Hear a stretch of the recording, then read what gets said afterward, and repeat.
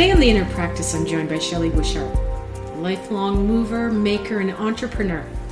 From the aerobics craze of the 80s when she was sewing sportswear for instructors, to running, weights, yoga, and Pilates, movement has always been her way to feel strong, happy, and grounded. She has also spent her life building businesses, bringing ideas to life and collaborating with others. In 2019, after selling her consumer products company, she turned her attention to GoYoga, a studio she co-founded, which has become a nurturing and sacred space in the community. Meditation and yoga have been anchors for her, helping her navigate big transitions and giving her strength, calm, and inspiration in both life and business. I am so excited to have Shelley here today. Welcome, Shelley. Thank you. I'm so happy to be here. Thanks. So Shelley and I have been chatting about her day that she's had so far, and now we're going to learn a whole bunch about what brings you to yoga and kind of where you came from. So, okay. Shelley, you and I share a passion, and that is movement. And can you share me a little bit about what movement has provided for you? From a physical perspective, from an emotional perspective? Give me some details. Well, so much. First of all, just very basically, anytime I can be in my body, and I think this is true for most people, and just experience the sensations of being alive in a body is a good thing, for good and for bad. Mm-hmm. I think I learned at a young age that I just felt so much better after moving around. I think I probably have undiagnosed ADD, like everybody does now. But I really think, looking back on my life, I think I do have that, in that I can hyper focus on things, but I also get bored at times, and that can work against me. And I found that being active provided a bit of an anchor, a bit of calm inside of me. And the other thing is, I was always wanting to be strong.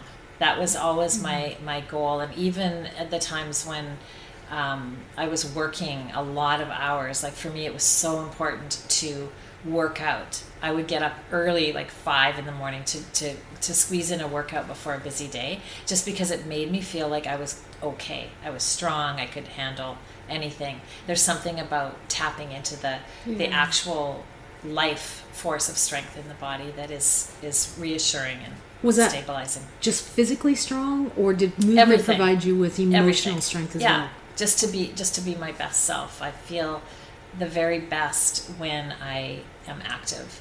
Mm-hmm. And I think that's probably something that's true for most people. For me, it's become such a habit. Mm-hmm. It's like showering in the morning, which I didn't do today, but if I did, it's more regular than showering at this stage in my life. But it's like, or brushing your teeth, or it's like it's part of what it is to maintain myself as a human being, is to be active. Yeah, an orthopedic surgeon I used to work with, Dr. Bill Standish, he would say movement is the breath of life.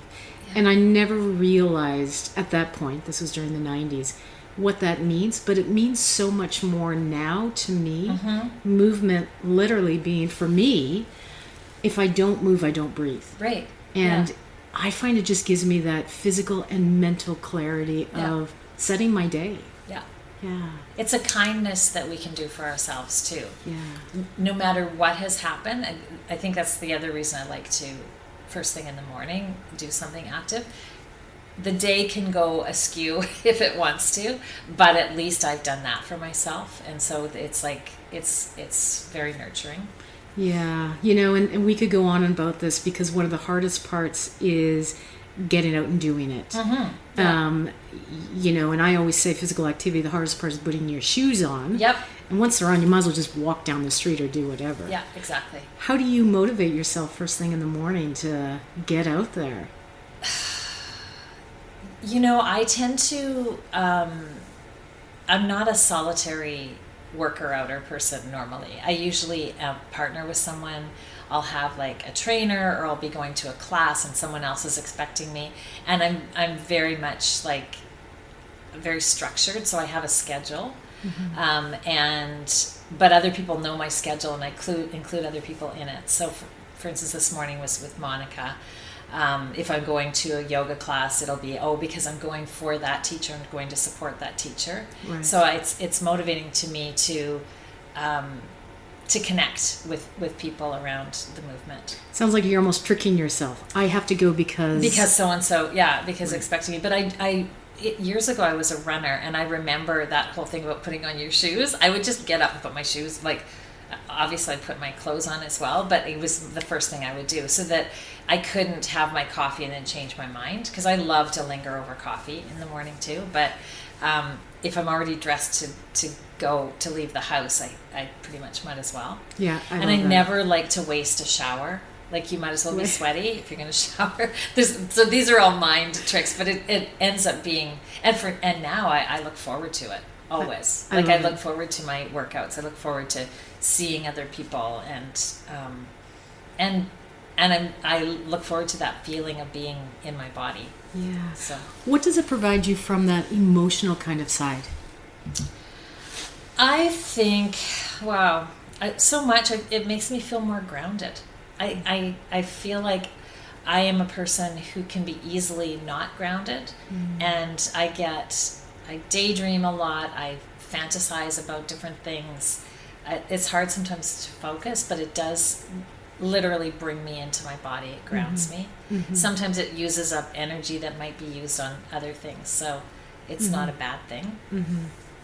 So you're a few years older than me, but I think we both grew up in the 80s craze, the Jane Fonda workouts, the aerobic tights, all of that stuff. And it was almost, you had to go hard. If you aren't going hard, you're not doing it. Yeah.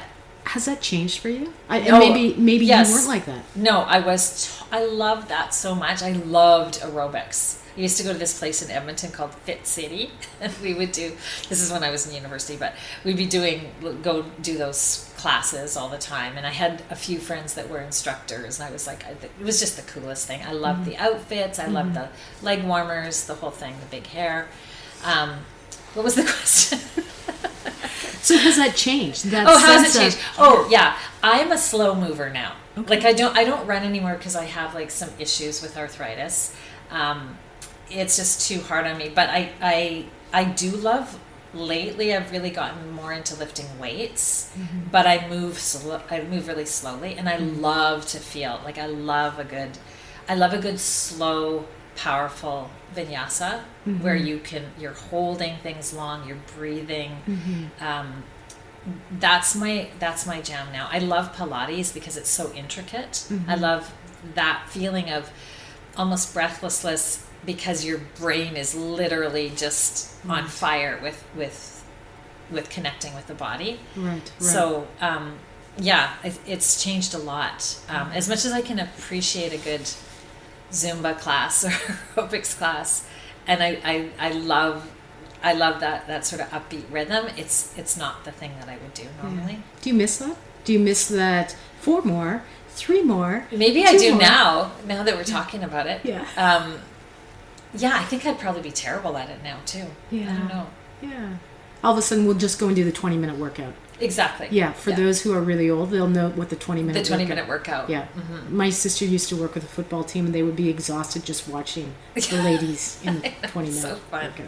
But I don't think that's why they're watching it. So yeah, probably not. And I love the fact that you come from that background of movement, and I don't want to put words in your mouth, but movement to me is my breath. And it sounds very much like you as well, that movement gives you that breath, that grounding, that comfort, that relaxation, and also confidence, confidence and strength. I love it. So Shelley, let's move into the entrepreneurial side. You are a businesswoman, and that's what I absolutely love about you, is your business side. Yes. And you've described yourself as someone who's always been an entrepreneur. Yeah. And I was really fascinated when you kind of told me your story. Can you tell me a little bit about where this entrepreneurial spirit came from? I actually don't know, but I do remember myself as a little kid. My mom used to do all the ironing at once. Ironing? She used to iron. She used to stay up all night long ironing clothes, which is crazy when I think about all those hours wasted. Well, maybe not in her mind, but she would iron my dad's shirts, everything. And she would drape everything over the furniture. Right. And then it was always my job to put the stuff away. So it was doubly alarming when she would go on her ironing binges. But I remember I used to play store all the time. Like I would hang things up and pretend I was selling them to someone and put them in the different closets. And I always had customers, imaginary customers. Right. And then I had one of those. So that was one thing. And now I'm just remembering now that I also had one of those big doll heads that you could do their hair. And I set my room up as a beauty parlor. And I remember being really bummed out because no one came. Not even my family. To your beauty parlor? To my beauty parlor. I was like open for business, but none of them came. Anyway, so that didn't last very long. And then from there, like I used to make things and sell them, like earrings. I was always selling stuff. I don't know. I just like that transaction. I like and maybe it makes me feel validated when someone buys something that I'm selling, unlike the hair salon that I had. Right. But like I do really like to sell things for some reason. Not things that I don't like. Yeah. But like for instance, my yoga retreats. I'm so thrilled when someone comes because I know that they're going to love it. It makes me feel so good. I get a real thrill out of filling out the spreadsheet, knowing that I've got another customer, that type of thing. Mm-hmm. It's fun for me. I think maybe it's a way of marking success is selling. I don't know. I don't know where it came from. And for the listeners, Shelley has a retreat that she does that I've been very fortunate to go. My husband's gone a few times. And last year was a little bit of a snafu where everybody was rerouted because there was an issue at the airport. And my husband remarks about how kind you were throughout, just making sure that everybody got there. And it seemed to me that, I guess my question is, do you like selling because of the happiness? Like, we love going because we know we're going to be happy. Yeah, I like to share good things with people. And to me, that retreat and Nasara, which is the town where we go, those are very good things. And I see how light people are after they leave. Like after a week spent just spending time on themselves. And I think it's something that we crave, like that just time for ourselves, especially people who have younger kids or big jobs or any job, right? Like we so rarely take the time for ourselves, and it's part of the numbing that life does for us. So it's a chance to move, to live with sunshine, to eat healthy food, to enjoy the water. There's nothing more healing than being by the ocean, and also being with good people, and fun people that are supporting each other. And do you get to live vicariously through through others? That makes me really happy to be around people that I can see that I love delivering that if I can, facilitating that. Yes. So to give joy. Yeah. I love it. Creativity. You're a very creative person. Can you share kind of where your creativity comes from, and what do you love about the creativity, bringing things into the world? I think more than me being creative, I'm an appreciator of creativity. Like if I see something that's different or good, I think I'm really observant, and I notice things, and I sometimes will see even potential in a person or an idea that others might not see, and that's maybe something that I'm good at. It's like a muscle that's been built in me just throughout years of developing products and being in business.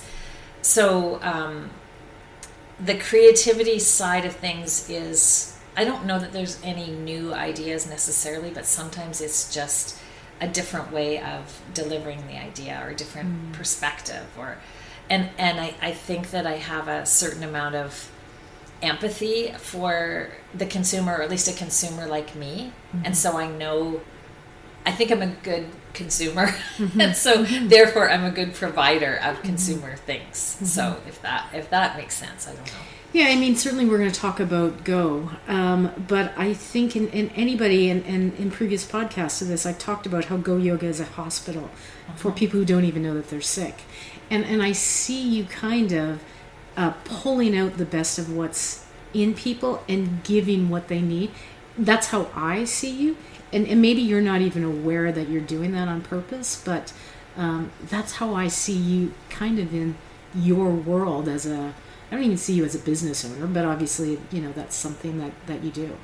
Well, for GoYoga, the motivation for that for me was just I wanted something nice in the town of Orangeville, close to where I lived, that was beautiful. Mm-hmm. I wanted it to be a space that was beautiful. I wanted to feel good when I walked in there. I didn't want people to feel less than because they're walking into a place and they were going to be judged somehow. And also yoga was for me a huge hobby / lifestyle while I was working and building my other business. And I traveled a lot, but I would always bring my mat with me. I would always find a yoga studio. So I got to kind of check things out. So it's, I guess in a way I was doing research, even though I wasn't aware of it. And there was one place in New York that I loved to go. It was kind of, I think GoYoga is way better than it was, but it was like you'd walk in and they had a cute little shop in the front. They had beautiful studio space. They had great classes. It was just all the thing. And I wanted something like that in Orangeville. Mm-hmm. And I thought, why can't we have that here? Mm-hmm. Like, it would be so great. And also for me, it was also that no yoga studios were ever open early in the morning, which we're not really at GoYoga. We're starting to be a little bit more, but it's hard to get. I thought I was maybe wrong about that, but I thought everybody wanted to do yoga at 6 a.m., but not necessarily. Not in Orangeville anyway, but so that was the motivation behind it. I didn't think of it as a hospital, but I did think of it as something indulgent, kind, and happiness producing for women like myself. Mm-hmm. I kind of went ahead a little bit, but I want to back up just a little bit because we were talking about the 80s fitness craze, where you go, go, go, go, go. Yoga's not. No. The type of yoga that the studio practices. Yeah. Where did you find yoga? Oh, yeah. Well, someone recommended a private teacher to me. Her name's Laura Forbes, and she's local, and she had a little studio at her house. And because of my work schedule, it had to be first thing in the morning. And at the time I worked out like with a trainer. It was really hard, so hard. It was like the hardest workout ever, but I was in good shape. But I didn't even know I was in good shape. I just kind of so as a contrast to that, I thought, I'd like to try yoga. And at the same time, I was starting to have flare-ups with my arthritis, and so I wanted something that was like a little less hard driving. I tried when I was pregnant with my first son, like a VCR tape of yoga, and I just didn't get it. I was just like, why would anybody stand here with their arm up for a long time? Like, I didn't feel it. I was just like, this is just so dumb. I can't do this. It's terrible. Yeah. But so then I thought, I'll try again with this teacher, and I loved it. I just instantly loved it. And it was hard. Like, I remember sitting in like a seated forward fold on the floor thinking, oh my God, I'm probably going to die here. Like, this is so hard. And then going back to my breath and back to my breath. And I just loved the intensity, the sensational. And I loved the zen of it all. Like, I also loved that it was in a way like running, in terms of like the peace that I felt, as a result of it. And so it was sort of my thing instead of running. And then I started switching out my workouts with the trainer for more yoga. Like, I was of the mindset that I would do that every day if I could, Really? So, yeah. Did you start off as a workout, or did you start off as a work-in? Do you know what? Understand? Yeah, I thought that it should be a workout, but it wasn't. Like, and then so that was sort of like, oh, this is odd, but it's hard. So I'll stick with it because like, obviously I'm not good at this yet. And I remember saying to Laura, can you stand on your head? Some people can stand on your head. And she was like, oh, Shelley. Like, she was just like shaking her head. And then she's like, yeah, of course I can. Which is something I still can't really do. But. Right. Yeah. So were you was that something you were looking to as a goal? Like, was yoga kind of a goal that I must obtain this pose, or I think I was just curious, and yes, I thought that it could be something strengthening. And for a while, I was really into, and I still love his classes. Travis Elliott, he's a power yoga guy, and I love the simplicity of that practice and the fact that it gets you going. I love a really vigorous practice for sure, but I think it was just something to do, because I couldn't go running, and I wanted to be strong, and I wanted to be fit, and I needed the ritual of something in the morning. So and I think when I started, I thought of it as more of a fitness thing, right? But it quickly became not really that. It wasn't really about that. Can you describe kind of that transition from the fitness to that's not what it is?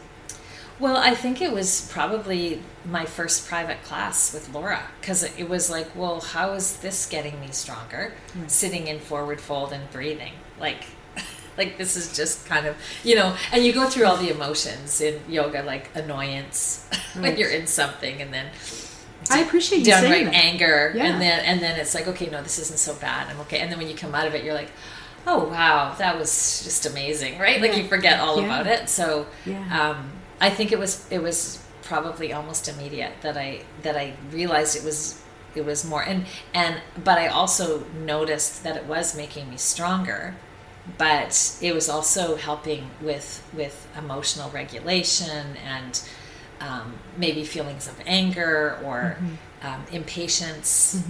I was really, really impatient.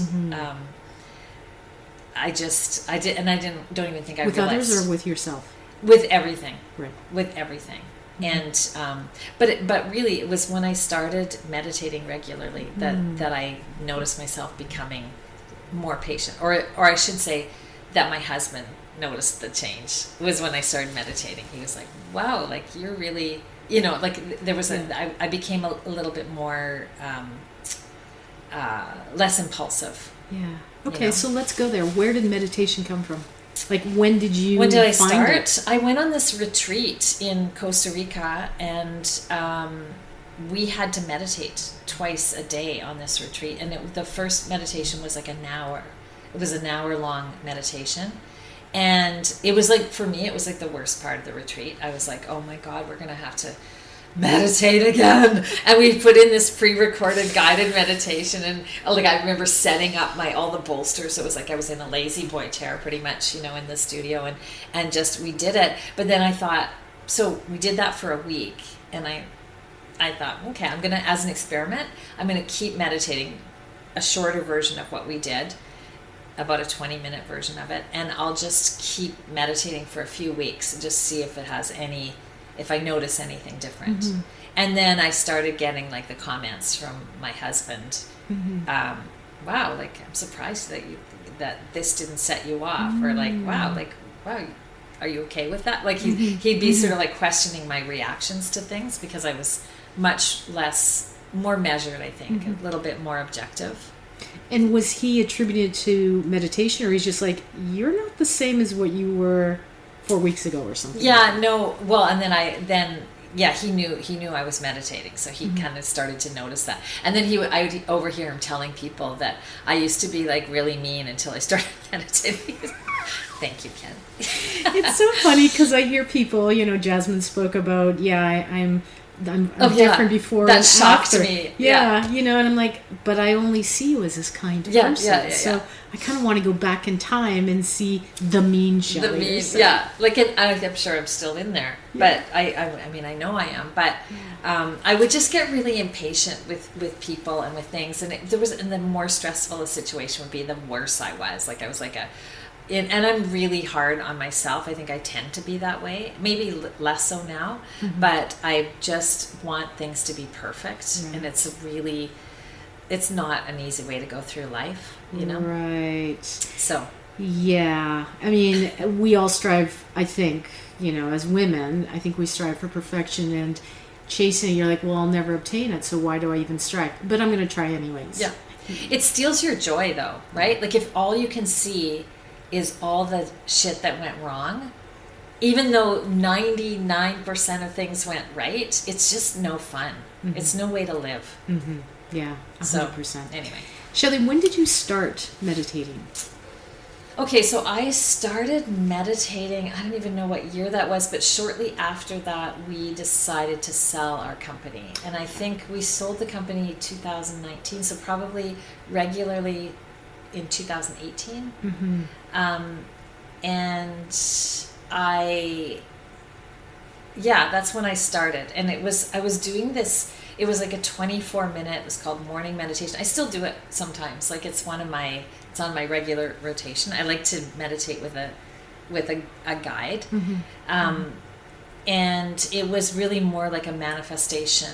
And what I would literally do is imagine how my day was going to unfold. So every day was fraught with, this meeting, or I've got to have this hard discussion, or this thing's gone off the rails. Like there's always like a million little things. And because I was the boss, it was the worst things that would kind of come up to my attention that I had to deal with, and maybe some of the best too, but I didn't want to squander the best things. You know? The buck stops here. Yeah, but I also wanted to be able to appreciate when things went well, which you can't do if you're in a constant state of like high alert. Right. So that's really what I did, is I imagined myself going through my day, meeting by meeting, person by person, that I might see how it was going to go, how I was going to feel, how they were going to feel. I was just imagining it like it was a giant daydream, which I like that kind of thing. Like naturally it's fun to kind of imagine. It's like playing make-believe.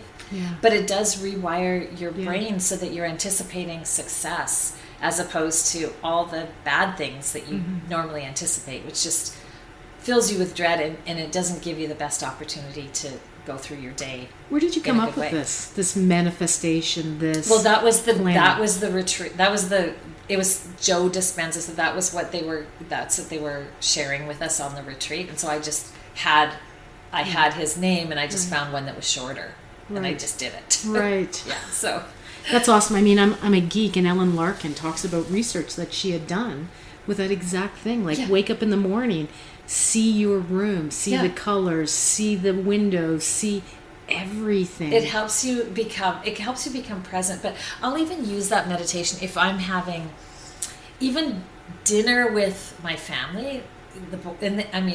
It's not so difficult, but my husband and the two boys and me, if we're getting together for a special thing, I want to be present. I don't want to be noticing that something that my kid said or did is irritating me. I just want to enjoy the essence of what the intention of the gathering was, and to enjoy it. And I do so much more now because I practice enjoying it ahead of time.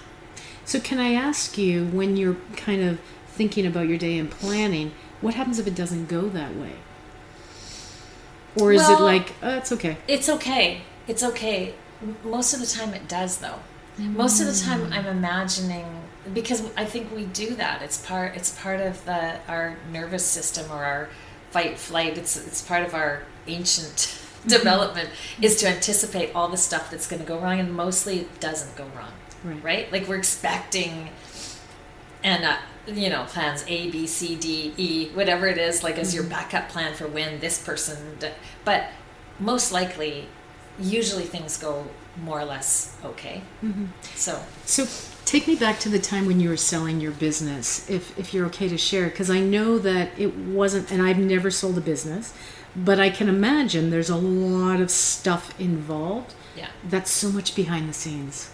A lot behind the scenes, a lot of fear, a lot of advice from people, and when you're selling a business that has like a lot of employees, you also don't want to freak anybody out. But also, I was the business that we had was private label manufacturing of cosmetics, makeup, and it was like things for drugstores and beauty stores and that sort of thing. But we didn't own any brands ourselves, so it was all private label. And so people would say, I'd had people say to me, well, the business is never worth anything. You don't own any of your own brands. You don't even own this building. It's not worth anything without you there, because you are the business, that kind of thing. And I didn't necessarily want to sell the business. I did ultimately once we decided to. My husband really wanted to get out, like he was done, and I didn't want to do the business without him there. He did all of our operations, and we had an office in China at the time, so because we did a lot of our packaging there, and so he ran that part, and I just didn't want to do it without him. And so we found, what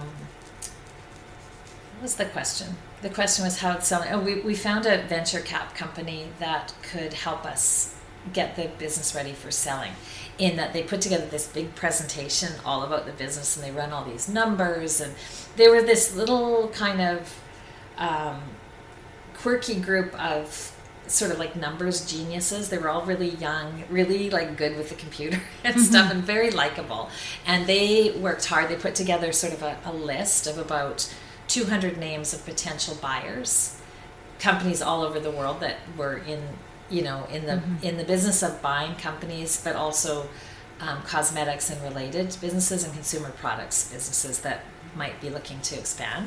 And so that was super helpful, having the professionals on side. And then I contributed my own, like, these people might.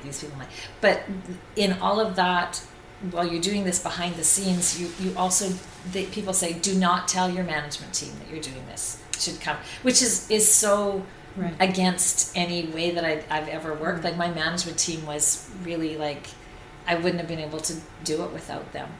And but I didn't want them obviously to find out and then be like, that's it, I'm out of here, to leave. So I decided that I was going to tell them. But it was every morning I would meditate. I'd go through, when I have the meeting with the management team, this is what's going to happen. This is how it's going to, of course, they're going to be so upset that I'm leaving, but this is an opportunity for them, and da-da-da-da-da. I even imagined who the buyer was going to be, what amount of money we were going to get, everything, every detail of it. And it pretty much all worked out exactly the way we wanted it to. I love it. And do you credit that, not completely, I'm assuming, to meditation? Like, where would it have been had you not been in that? Yes, I credit it to meditation. I feel like the fact that I left with the relationships intact with the management team, because we also had, when we told them, we offered it to them. We were trying to encourage them to buy the company, but they just couldn't raise the capital. They couldn't pull it together. So there was a lot of potential for like bad feelings in all of that, and a lot of panic, but we just kept it together in the best way possible. And I was really calm. And I remember going to a meeting at our lawyers. We had a lawyer in downtown Toronto, up on like the 50th floor, like its building. It was unbelievably a long time to get to the top floor. Yes, and incredible with all this artwork. Like it was like being in like, wow, so this is where the big people are, up here above the city. And so I went there, and my husband hadn't been sort of as involved, but he had to go to this meeting, and it was a French company that bought us, and they were very French, from France, and but very intimidating. Like, they're all slick. They've got like little skinny suits on, and they're all there, and they're there with their lawyers as well. It's like the final back and forth over this huge document that was the sale document. And I remember being really in command. I felt really like I understood what was in the document. I understood the people. I felt very confident. I'm very present too. And I remember my husband having a bit of a freak out on our way in. He was panicking, right? And I was just like, what? I looked at him like, chill, like, I've got this. And it was all that, it was the strict regime of going through it so methodically. And it was like a year of that. And I credit a lot of it to the meditation, because I think I would have freaked out and left something in a way that I'm not saying that we wouldn't have sold the company, but I feel like we sold it in the most smooth way possible. Because you probably saw this from so many different angles, and then problem solved from different and I areas. Overrode all the fear that I had that, the management team, they're going to abandon me. We'll never get the money, it's not worth anything, they're going to make me stay, I'm going to have to stay there after we've sold it. None of that, right? Like, and then of course afterwards I was like, I wish they would ask me to stay. I feel kind of insulted, but I didn't really want to, but at least I could have said no.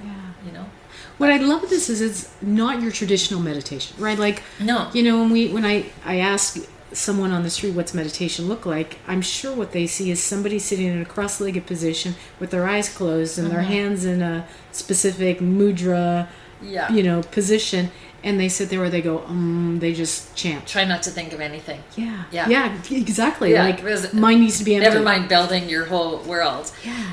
I do those kind of meditations too. I do about 50-50 of that. Like if I'm having a day, let's say, I wake up and I know I'm got something that I'm even at all worried about or feel nervous about, which happens could be anything, right? Then I might do that meditation. Otherwise, my go-to is like a mindfulness meditation that's very much embodied presence, like a Tara Brach style meditation, something like that. And then in a pinch, I will just close my eyes and feel my breath. So I one of the reasons I love this podcast is because there's no right way to do one thing. Yeah. Right? There are so many ways, but you find a way that works for you. Yeah. And if it doesn't work, try something new. And one of the things I love hearing is, you kept with it, right? Like you didn't do a one and done. Didn't work for me, scrapping that. Yoga and meditation is practice. Yeah. You have to kind of give up expectations and just trust the process and give yourself time. Like we're so used to getting instant results from things, but really the best lives, and I think the best sense of well-being is built out of like 1 inch at a time, one little thing at a time. Whatever we do regularly for ourselves, eventually it becomes, you become good at it. You're literally building like a meditation muscle, and I love routine. Yeah. So I mean, luckily for me, it's that type of thing is kind of easy. Yeah. One of the things I think that I struggle with in 2025 is the biohacking. If you do this once, your life will be changed, or this thing, one thing will solve all your problems. Yeah. It's like physical activity. I would love to go to the gym, lift weights once, and I'm good for the rest of my life. Yeah. Be so much better. Then I could sit home, eat bonbons, and watch The Crown all day. Yeah. But it's not good for my health. But, it is practice. Like health, like moving forward is all about repetition, doing it again and again and again. So, I appreciate you reaffirming that. Yeah, no, and it is so true, and it becomes a lifestyle too, right? Yeah. If you do something enough, you really miss it when you stop. Yeah. So Shelley, I want to transition a little bit to GoYoga, because I knew as soon as I walked in there that I just fell in love with the place, and I still remember very clearly where I was, and I was just blown away. And every time I go there, I feel very, and I don't have a word for it, but it's like the weight of the world has just lifted from my shoulders. Can you tell me a little bit about GoYoga story? Because I never got the name. GoYoga. Well, I just wanted people to go to yoga. Okay. That's why. Okay, very creative. I wanted it to have yoga in the name. Yeah. I didn't want it to call it Shelley's Yoga, or you know what I mean? Like I wanted it to be something real. And I tried a whole bunch of different things, and then it's hard to find names sometimes. And I thought GoYoga. It reminded me of how Moksha is kind of like a quirky name, or Moto Yoga. Those are studio chains in Canada. I thought, well, they don't really mean anything. At least GoYoga has yoga in the name, and it has the word go, which is fun. So we use it a little bit like, it's a fun thing to put in front of anything, like go retreat, go, But you left a business and then started another business. Yes. Can you share a little bit where the GoYoga story came from? Oh, I see. Yeah. Well, originally that brand, I started developing that brand because I wanted it to be a retreat business. And that was why the name Go, because you'd be going somewhere, but also go to yoga. So I had that brand name, and it was Taylor Copeland, who runs GoYoga now. She's the manager at GoYoga, and she's the person that I founded GoYoga with years ago. But she wanted to do her own yoga business, and I knew her because she was a teacher. She taught me yoga in town, and so she asked for some advice, and she'd rented this little tiny space, but it only held like maybe 4 or 5 people. It was super small, and she was thinking of expanding to a bigger space. This is after like being a week in business, and she sold out. Yeah, but and I said, I'll help you if you want. I'll just give you advice. I'm happy to help you do this, or if you want to partner with me, we have to use my name and my branding, and this is the idea. And so I gave her sort of these 2 options. And she was like, no, I just want to partner with you. That's fine. And so we changed it to GoYoga. We moved upstairs to a bigger space. And that's where the first location was there. And my first retreats under the GoYoga brand were before we even had a studio. And we actually hosted them in our... we owned a house in Nosara that held... Nosara, Costa Rica, by the way. Nosara, Costa Rica. There were 3 bedrooms in that house, so we could accommodate 6 people, including whoever the teacher was. So these were tiny little, it started with like, a handful of friends that I invite down, but I'd set it up like a retreat, and we had like a chef that would come in, and we would do yoga twice a day. And when I was hosting, I had to hire a yoga teacher to do it, so because I wasn't yet a yoga teacher, but so that's where the retreat thing started, and then it just started getting bigger and bigger, and we started renting bigger spaces. I love it. I mean, I always saw retreats as for rich and famous people, of which I'm not rich, nor am I You're famous. But when I first went, and I was really lucky because I won my retreat. Yeah, I did. So crazy. Which maybe I manifested. I don't know. But I remember the last day, and you're just surrounded by beauty, laying on the mat, and you're talking. Still brings tears to my eyes. But it was like, it's over. It's over. This community, this authenticity, this beauty. Which I don't know why I thought that, because I can go back next year. Yeah. Or I'm going back to doing yoga. I know. But it was such a family that had been created in 7 days. Yeah. Yeah. It was and beautiful. it's not forced. Like, I don't like forcing people to do things, like, ever. If your idea of a retreat is you go to the beach and skip all the yoga, that's perfectly fine. That's what you need to do.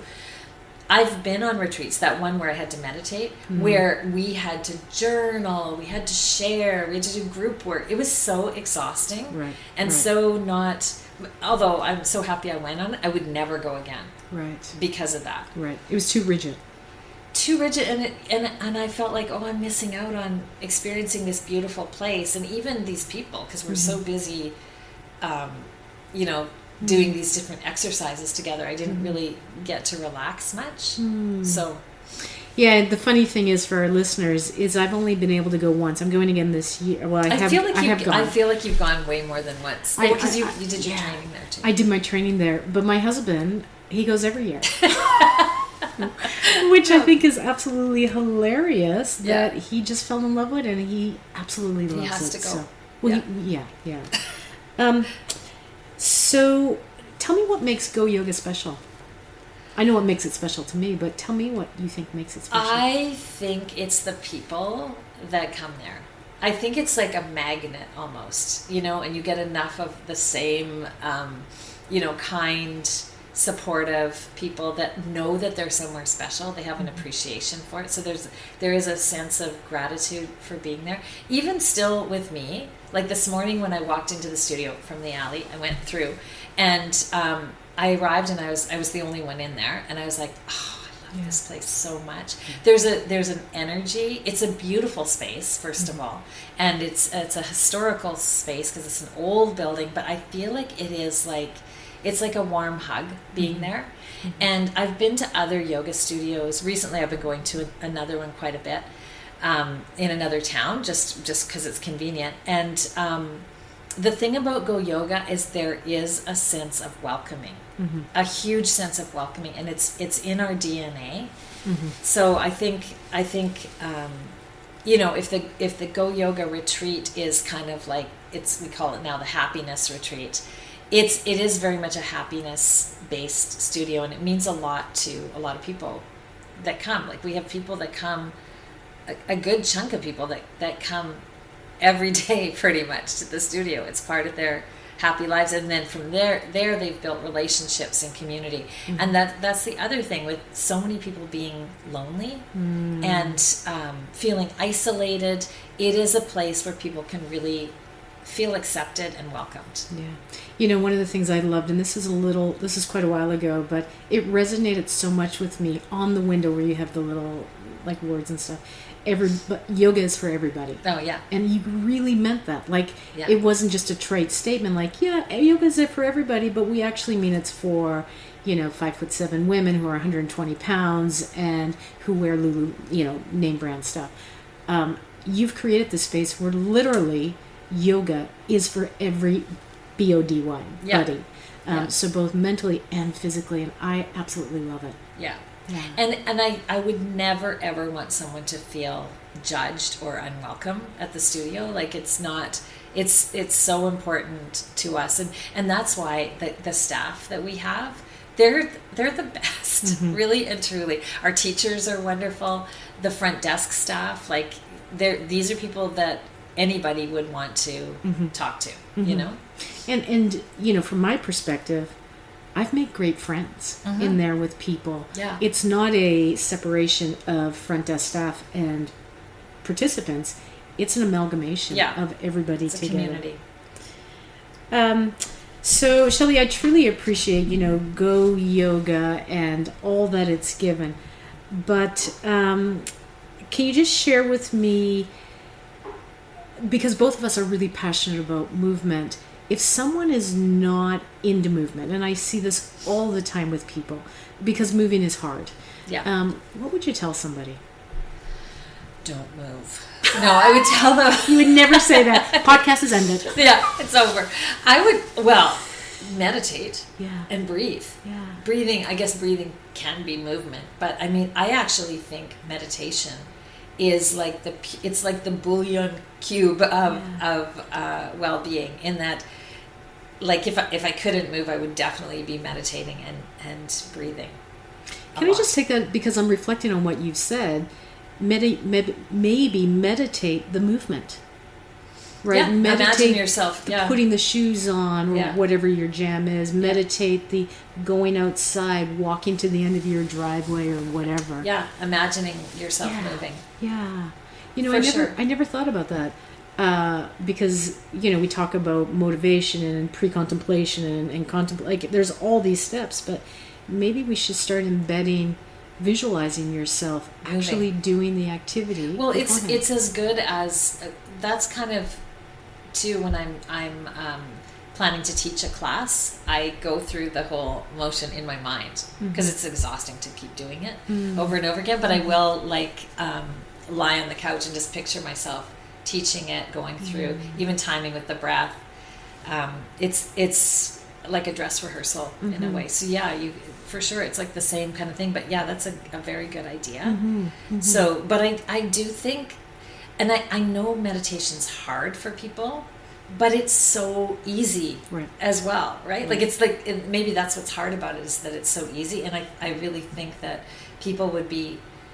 so many people's lives would be improved if they could just meditate a little bit. Yeah, and I've shared on the podcast before, when I tried meditating, I set a timer and I failed because I wasn't able to clear my mind completely for a minute. Because I thought that's what you were supposed to do. You have one thought every 1.25 seconds or something crazy like that. Your brain, if you're alive, your brain is going to be wandering. And it's more just the idea of noticing your thoughts. Because a lot of times you're thinking without even noticing. So eventually you kind of go, oh, wait, I'm planning an outfit again. I'm going to go back to my breath, or I'm going to go back to my anchor. It's just going back and forth, back and forth, back and forth. And yes, that can feel like failure, but it doesn't have to feel like failure if you understand that is meditating. Yeah, I, in my mind, said it was a failure, which is totally the wrong word. It was actually a growth. I'm recognizing that and it's an opportunity to continue to practice. Yeah. But sometimes we plant these words in our head like failure, imposter, not good enough. Yeah. And I think that's the beauty of what yoga has given is those are just words. I don't have to wear them. Mm-hmm. Yeah. Yeah. What would you say, because starting a business in a fitness sector is hard. Yeah. What would you say to someone who's interested in doing that? Because it's, not that I know the stats right off, but I think it's a pretty high failure rate. But you've been around. GoYoga's been around for 6 or 7 years. Survived the pandemic. I think it's like doing what you do every day. Like it's no different than a personal, building a personal habit. You just keep at it. There has to be a sense of discipline to the business as well. Mm-hmm. I think it's having a passion, but I've seen people that are passionate about businesses and they fail. Mm. I think it's being able to respond to what's working and what isn't working, like in real time. Mm-hmm. My goal for GoYoga was never about making money. Mm-hmm. It's purely a passion project for me. But for me, it's important to be able to pay my teachers, pay my staff, contribute to the charities that we want to contribute to. That's really why GoYoga exists. So it needs to be financially strong. Mm-hmm. I just think, and also you need professional help when you need it. Like you need to have a good bookkeeper. You need to pay your taxes. Some people forget that they have to pay taxes. Like there's some really draggy things that you have to do, and you might as well get a professional to help you with it, because if you're not, also know your strengths, know what you're good at. Like I know that I'm not going to be a good bookkeeper, so I'm not the bookkeeper. Right. I know that I'm not the best person to work every day behind in the studio, and like I barely even can understand how to operate our software system. So you have people that know how to do that kind of stuff. You hire people for your social media if you need to, or you get someone on staff that actually is really good at that. Right. So it's that kind of thing. And also, I don't know, like it has to be an approachable idea. All your marketing has to be consistent to what your company is. Like that it has to all kind of align. Certainly I don't have a fitness business, I have a therapy business, but one of the things that I've learned is, like you had said, know your strengths. Yeah. And farm out that which you do not have strengths, because what I have found is I just spin my wheels doing something. Yeah, you use all your energy on something that, why? When you could be out meeting with clients, you could be promoting your business, you could be doing another podcast. Mm-hmm. Like, so you have to think of yourself as a scarce enough commodity and know what you're good at. Mm. For me, it's really important. I know that I'm really good at selling an idea. Mm-hmm. So if I think that maybe something would work for GoYoga, I can present it in a way that the team can harness it and they get excited and do it. Or we have these really great creative sort of brainstorming sessions to make it happen. But I also know when it shouldn't be me being the main teacher, or like different things. Like you have to kind of set your ego aside, because you end up getting a lot of accolades that you don't necessarily deserve anyway, which is for the success of GoYoga. Even though I don't think of it's all me, it really isn't. But a lot of people might say, oh, well, Shelley did this, right? So you get to take a lot of credit, so you have to know when you can let other people shine. Right. I love when Steve Jobs had said, if you hire good people, you never work a day in your life. Right? And I think you've hired great people. Yeah. I assume you still work, but I mean, you look like you doesn't feel like work to me at all. Like for me, it's just, first of all, I love teaching classes. Who would have ever thought that I would be actually teaching yoga? But it's really important to me to still keep teaching. I love it. And but I also love it when we have like our events, like the fashion show that we just had, and I used to be the host of that, but now Taylor's the host of that, and I love going to it. I like seeing our people out and about, and I love seeing the teachers being crazy and showing off the clothes and all of that. I feel really privileged to have the position that I have at GoYoga, which is I'm kind of like the head cheerleader there. Yeah, I love that. Shelley, I always like to end upon this reflection question. what would you tell your younger self? That's a hard one. That's kind of, I would say it's okay. Yeah. You know? Yeah. Yeah, because sometimes I think sometimes we just beat ourselves up. Yeah. Yeah. I can't even answer that without crying. No, I would say that, yeah, that things are going to work out. Definitely don't be so hard on yourself. Yeah. Like, honestly. And also, no one cares. So just do what you're going to do. Yeah. You know, like I think I was probably so worried sometimes what other people would think that it's at the end of the day, you really just have to be true to yourself.